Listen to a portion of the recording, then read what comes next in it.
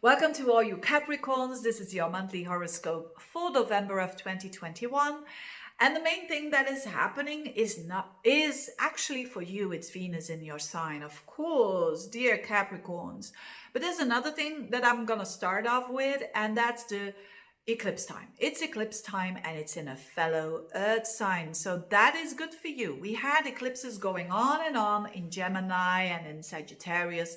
And still there is some wrapping up to do next month in December because we're going to have an eclipse, the last one of the cycle in Sagittarius. But we are seeing now in November on the 19th already a sneak preview of eclipses happening in Scorpio and in Taurus. So which is going to be the for the whole of the year of 2022, it's going to be the fact, right? The nodes are going to shift then.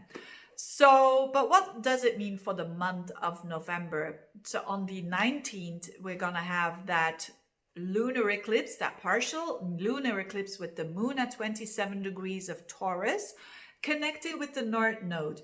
And it belongs to the Saros cycle 5 South, and that is a very positive, gentle, open, happy, enjoyable eclipse family for a change.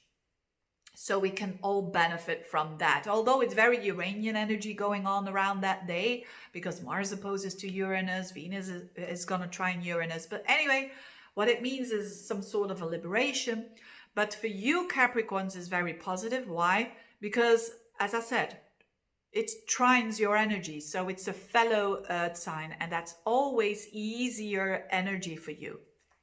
And it's also in a very enjoyable house, which is your 5th house. Now, what does this mean? Does it mean in a concrete way? That it means the North Node is where you will find your biggest growth. The moon is emotional attachment. So the moon, and it's going to be a full moon. So the moon with that North Node shows that there is new ways of having new emotional attachments around 5th house stuff, which is children.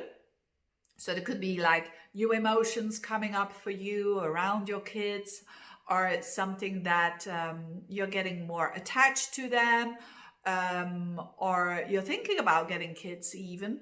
But if you don't have kids or you're not thinking about that, the 5th house is romance. So you could be, and you're seeing the sneak preview of that in November already, a new romance could really be very, very interesting, and it could be happening for you for sure.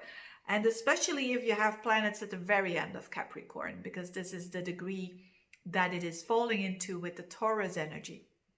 And you could be feeling very loved up, but very real at the same time, because it's Taurus, very sensual. That could be a person that catches your eyes, that is very sensual, very beautiful as well. You know, it's Taurus after all, and very kind and gentle.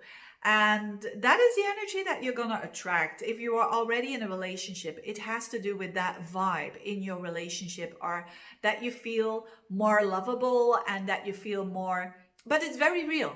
It's in a very down-to-earth way. It's not in your fantasy or anything. It's very realistic, basically.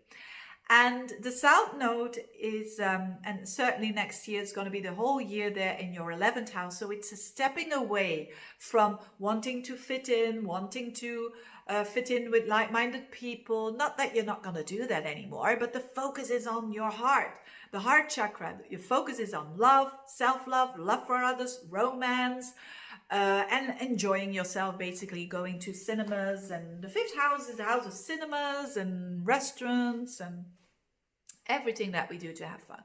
So you fill in the blank what that is for you, but it's very sensual because of having a good wine, having a good massage, very sensual energy that you have there, and you'll feel it the whole month. And this is just the beginning. So this is nice. And if this wasn't all, you have now also Venus in your sign. So on the 18th, it goes into its shadow. Venus in Capricorn at 11 degrees. So if you have something around 11 degrees of Capricorn, you feel it very strongly that there is a transformation again coming up for you. And because Venus is gonna go retrograde in your sign, but I'm going to talk about that in later horoscopes. But be alert around what is happening to you around the 18th and 19th of the month, because then you're going to see the topics coming up for you.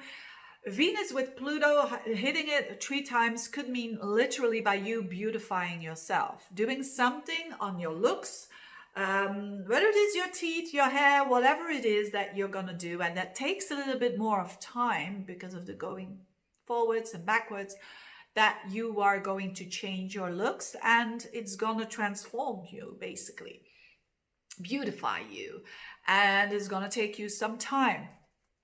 And but I'll talk about that more in specifics later on. And it's a lot about self-love, and this is something that I really like. The transformation that's going on for you is through self-love, and of course that's gonna make changes with your relationships. And not everyone, of course, even people that are close to you are not always gonna like it, you know, especially when you have spoiled them and make them you know, a very ordinary way of living, that you were sacrificing yourself all of the time, and you're so fully invested, all of a sudden you're going to invest in yourself. Not everyone's going to like that, but that's the energy that that's coming up for you. So prepare yourself. Prepare yourself for a big amount of self-love, and it's a good month to start off that already. Very significant month for you with Venus entering your sign, and big changes coming up for you. But again, it's gonna unfold more into the nest year. This is just the start, and I really like that. Very enjoyable energy. Make use of it. I mean, it's not all the doom and gloom, you know. With Pluto in your sign, it's quite a big challenge there for some of you, but this is definitely a month to look forward to when it comes to relaxation, when it comes to recreation, when it comes to enjoying yourself. Having said that, thank you so much for watching, and see you next month. Bye bye.